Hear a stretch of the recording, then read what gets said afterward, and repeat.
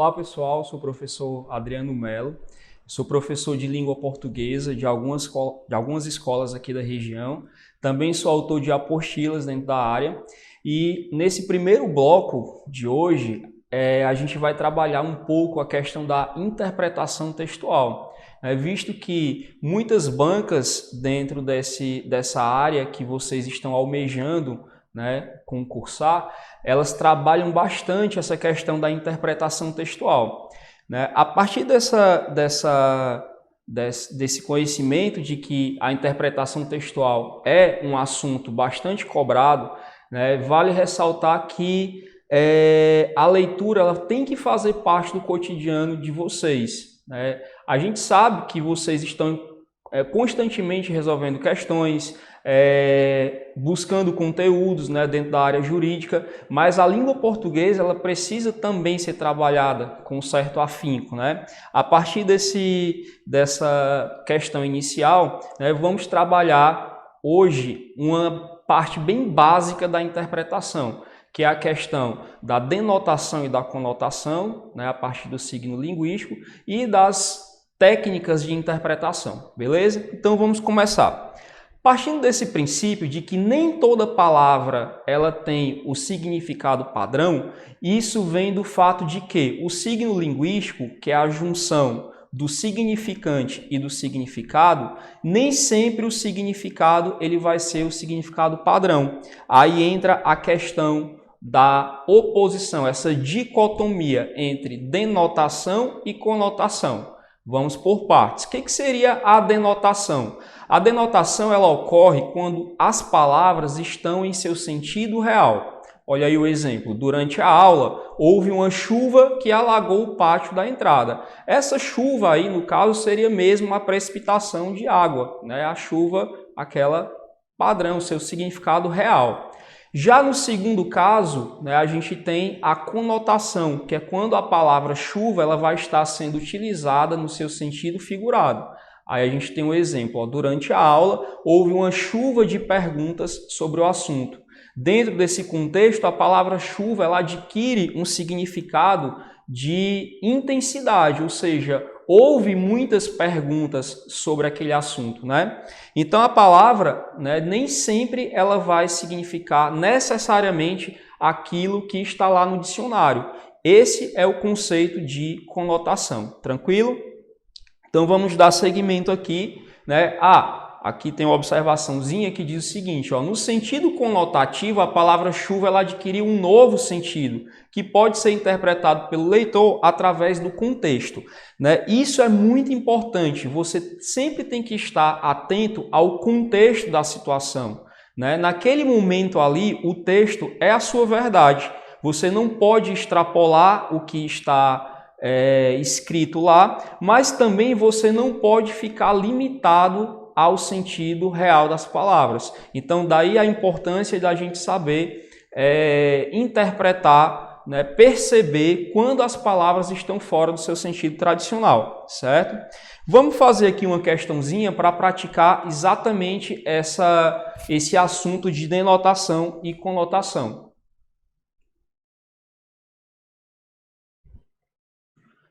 A questão diz o seguinte, lembrando que a gente vai trabalhar a questão da denotação e da conotação.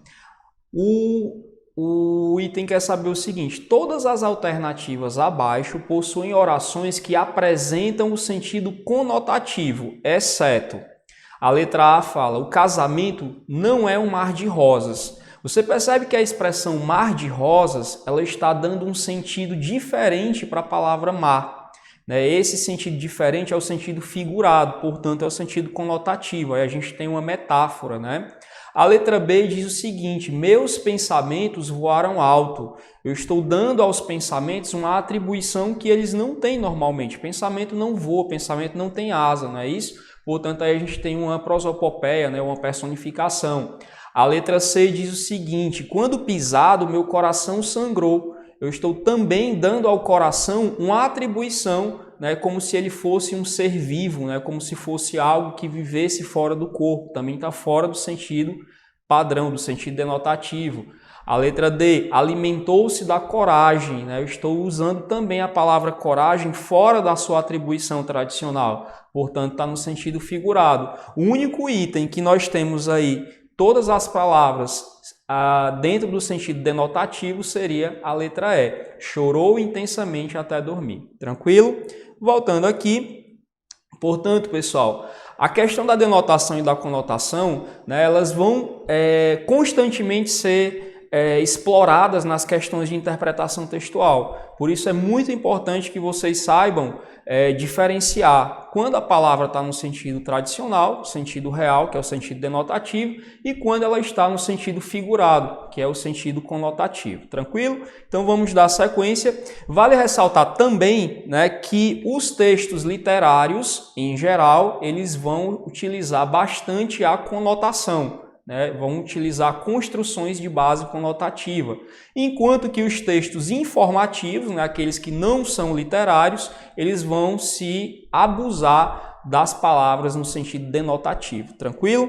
Voltando aqui, gente, vale ressaltar também que, além da questão da denotação e da conotação, um outro conceito que é bastante explorado nas provas de interpretação textual é o conceito de polissemia. O que significa polissemia? A polissemia, ela ocorre quando uma palavra ela adquire diferentes significados. Isso não necessariamente está relacionado à conotação. É quando uma mesma palavra ela tem vários significados, certo? Não é o sentido figurado. É quando a palavra mesmo vai ter outros sinônimos, outras atribuições. Isso acontece, por exemplo, aqui com a palavra ponto. Ó. A palavra ponto, nós temos o ponto de ônibus, tem o ponto de vista, tem o ponto final, tem o ponto de cruz, né? Tem o ponto de encontro. Ou seja, a palavra ponto ela tem vários significados. Nesse caso, eu não estou dando à palavra ponto um sentido figurado, eu estou apenas ampliando a significância dela, certo? Outra coisa também, gente, aqui nesse exemplo que vocês veem aí na tirinha, ele diz aí, ó, vendo o pôr do sol. A palavra vendo, ela tem uma atribuição polissêmica, ou seja, ela tem vários sentidos. E isso é perceptível pelo contexto da tirinha, né? Está escrito aí na placa, vendo o pôr do sol. Alguém pergunta ao garotinho, quanto quer pelo pôr do sol? Aí ele responde, não está à venda, eu estou vendo o pôr do sol. Estou vendo no sentido de ver, não no sentido de vender, né? Então, ele convida a pessoa, aproveite para ver também. Então, gente, a polissemia ela acontece constantemente. Tem muitas palavras que adquirem, né, uma significação mais ampla. Também é interessante ficar sempre atento a isso na hora de interpretar o texto. Tranquilo? Aí, gente, vamos aqui a mais uma prática, mais uma questão, certo? Também explorando a questão da polissemia. A questão diz o seguinte: mas por que seu pai comprou um carro gigante? Aí o outro garotinho responde, é culpa da crise. Aí ele continua, a mãe diz que ele está na crise de meia-idade. Aí o enunciado da questão quer saber o seguinte, ó, a tira é um gênero que apresenta linguagem verbal e não verbal. Linguagem verbal, só lembrando, é aquela linguagem que apresenta palavras, né? E a linguagem não verbal são imagens. E geralmente propõe uma reflexão por meio do humor. Então a tirinha, ela utiliza linguagem verbal e não verbal, imagens e palavras, e ela vai trabalhar a questão do humor, algumas vezes também associada à crítica, né? No plano verbal, voltando ao enunciado, o humor da tira. Ele quer saber de onde decorre o humor da tira. A letra A diz, tem como foco principal a imagem do carro para ilustrar a situação econômica do pai da personagem. A letra B diz, baseia-se na polissemia do termo crise, que ora é relacionada à situação econômica, ora a uma fase da vida. A letra C diz, baseia-se na linguagem não verbal, que apresenta dois amigos assustados com o tamanho do carro. E a letra D diz que está centrado na hipérbole. Para quem não lembra, hipérbole está dentro do sentido figurado, é uma figura de linguagem que caracteriza um exagero, né? Então, a letra D está centrada na hipérbole, observada na fala do personagem Armandinho quando usa a palavra gigante. Gente, dentro desse contexto, o humor da tira ele está relacionado essencialmente à linguagem verbal quando é utilizada a palavra crise, né? Que pode tanto estar relacionada à crise financeira, crise econômica, quanto à crise de meia-idade, que no caso aí seria o contexto da situação, que é uma fase da vida, né? Voltando. Então, fica claro, né, que algumas palavras elas têm sim outros significados e isso é muito explorado nas questões, certo? Então, vamos ficar sempre atento, né, prestar atenção, entender o contexto da situação para poder extrair todas as informações possíveis na hora de resolver a questão, tranquilo? Vamos dar sequência aqui, gente. Eu vou partir agora para dar algumas dicas a vocês a respeito de como interpretar bem um texto, certo? Vale lembrar que a leitura ela atravessa pelo menos 3 fases. A primeira fase é aquela fase da decodificação. É quando o leitor ele vai reconhecer a linguagem, ele vai decodificar o alfabeto, literalmente o alfabeto, juntar letra com letra para formar sílaba, sílaba com sílaba para formar palavra e daí extrair o básico da leitura, né, que é a decodificação. Dentro de de uma análise mais aprofundada, a gente tem a interpretação. Essa parte de interpretação, ela está relacionada essencialmente às informações que se encontram explícitas no texto. São aquelas informações que estão ali na cara, né, que você não precisa ter muito trabalho para poder extraí-las do texto. Essas informações, elas são as informações básicas. Mas um leitor atento, ele não se contenta apenas com decodificar e interpretar o texto. Ele tem que ir além. Esse além é a compreensão textual. E a compreensão não é a mesma coisa que a interpretação, não, Adriano? Vocês podem perguntar. Não, não é. Compreender o texto é você ir além daquilo que está explícito. É você buscar as informações implícitas, aquelas informações que estão nas entrelinhas. É você ser um leitor perspicaz, né? Além das informações de significância do texto, você também vai analisar a construção do texto, que tipo de frases foram utilizadas, que tipo de linguagem que foi utilizada, na variedade padrão, será que tem algum tipo de variação linguística, qual é o gênero textual, todas essas informações que vão além da interpretação, sejam elas informações que se encontram escondidas no texto, ou seja, relacionadas à estrutura do texto, isso aí é a compreensão textual. É a fase mais, digamos assim, mais alta na hora de interpretar o texto. É quando o leitor, de fato, ele é um leitor perspicaz, certo? Então vamos aqui para essas dicas. Gente, olha aí o seguinte. Existem, né, na hora que você vai resolver uma questão, existem pelo menos 2 níveis de leituras que você vai explorar, né? A princípio, é a leitura informativa, aquela leitura de reconhecimento. Ela está mais associada à fase 1 e à fase 2, né, da leitura. A decodificação e a interpretação. É o primeiro contato que você vai ter com o texto. É aí que você vai retirar do texto as informações básicas, né? Qual é o assunto do texto, né? Sobre o que está tratando e tal. Na segunda fase da leitura, isso na hora de resolver a questão, né? Aí a gente vai ter o nível 3 de leitura, que é a compreensão. Você vai pegar não só as informações explícitas, mas também as informações implícitas, né? E você vai fazer uma análise aprofundada do texto, né? Relacionar qual é o gênero textual, que tipo de texto é esse? É uma tirinha? É uma charge? É uma conto? É uma crônica? É uma notícia? É um artigo de opinião? Ou seja, você vai de fato se aprofundar na leitura do texto. Algumas dicas também aqui separadas para que vocês não se percam na hora de resolver a questão. né? Vale ressaltar que, embora muitos textos, principalmente aqueles textos que são literários, eles têm uma interpretação mais subjetiva, mais livre, né? O leitor ele pode ter interpretações relacionadas à vivência pessoal dele, mas isso tem limites, né? Vale ressaltar também que, naquele momento ali, a sua realidade, na hora de resolver a questão, é a realidade do texto, certo? Você não pode extrapolar o que está no texto.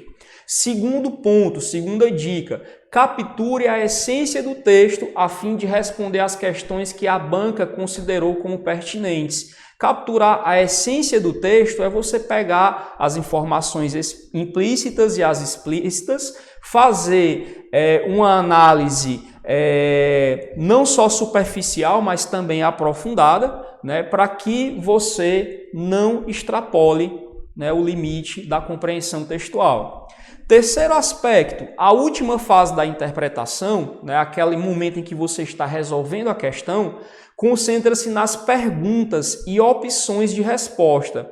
Aqui é fundamental que você marque as palavras, tanto palavras-chave no texto, né, aquelas palavras mais importantes, como também na hora de resolver a questão, você não deixar de perceber quando na questão tiver palavras como não, como exceto, errada ou respectivamente, que são palavras que fazem total diferença na hora de você escolher o item, né? E muitas vezes, né, mesmo na hora que você está com a mente cansada, né, ou mesmo você passa desapercebido, né, essas palavrinhas elas podem, né, fazer a diferença. Então é interessante que você preste atenção se não tem nenhuma dessas palavras aí na hora de você resolver a questão. No quarto ponto, né, ainda cabe ressaltar que algumas questões apresentam um fragmento do texto transcrito para ser a base da análise. Tem o texto maior da questão e a questão ela extrai do texto um trecho, né? Naquele momento você pode pensar assim, então eu vou analisar só o que está aqui. Nunca faça isso. Nunca deixe de voltar ao texto e ver o contexto em que aquele trecho está aparecendo, certo?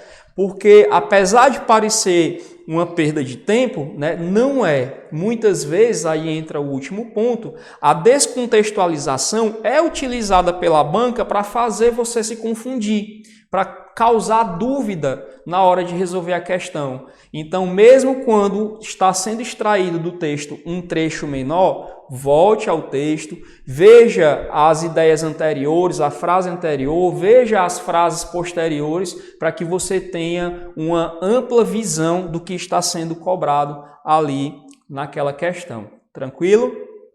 Aqui, gente, vamos a mais uma questãozinha para a gente praticar a interpretação textual, certo? A questão diz o seguinte. Não mudou aqui. Então, gente, vamos praticar aqui mais uma questão, né? Vale ressaltar, vale lembrar que nesse exato momento, enquanto a gente estiver resolvendo essa questão, a nossa realidade é a realidade da questão, certo? Não extrapole, não vá além, né? Não busque informações que estejam fora do contexto. Você vai dentro daquele limite que a gente viu de decodificação, interpretação e compreensão, você vai se limitar a esses 3 níveis, tá certo? Então veja o seguinte, a questão tem um trecho que diz: o mundo está progredindo e os recursos tornam-se mais abundantes. Prefiro entrar em uma mercearia hoje a ir ao banquete de um rei há 100 anos, certo? Essa frase traz a seguinte mensagem. Gente, o cara que escreveu esse trecho, né, que escreveu essa frase, ele está estabelecendo uma comparação entre a situação atual e o passado. Isso fica evidente, né? Quando ele estabelece a preferência dele em entrar em uma mercearia hoje, a ir ao banquete de um rei 100 anos atrás. Então, ele quer saber qual é a essência, né? Qual é qual é a informação principal que o texto está trazendo. Então, a mensagem, né, que está sendo abordada aí, de acordo com a letra A, seria o seguinte: os tempos atuais são de crise econômica. A letra B, o mundo sofre contínuas mudanças. A letra C, o progresso nem sempre traz felicidade. A letra D, os tempos antigos são superiores aos modernos. E a letra E, a produção agrícola atual é de grande abundância. Gente, voltando lá no texto, né, o primeiro período do texto diz o seguinte: o mundo está progredindo e os recursos tornam-se mais abundantes. Esse primeiro período fica claro que ele está exaltando as transformações, as mudanças pelas quais o mundo vem passando. Então, ele ainda completa essa informação inicial dizendo que ele prefere a situação hoje, de ir a um mercado, a uma mercearia, a participar de um banquete de um rei 100 anos atrás. Portanto, não resta dúvida de que o item correto vai ser a letra B, né? O mundo sofre contínuas mudanças. Então, gente, esse primeiro bloco a gente encerra por aqui, tá certo? Na próxima aula a gente vai trabalhar a questão da ortografia e eu deixo aqui o meu abraço e até a próxima aula. Valeu, pessoal!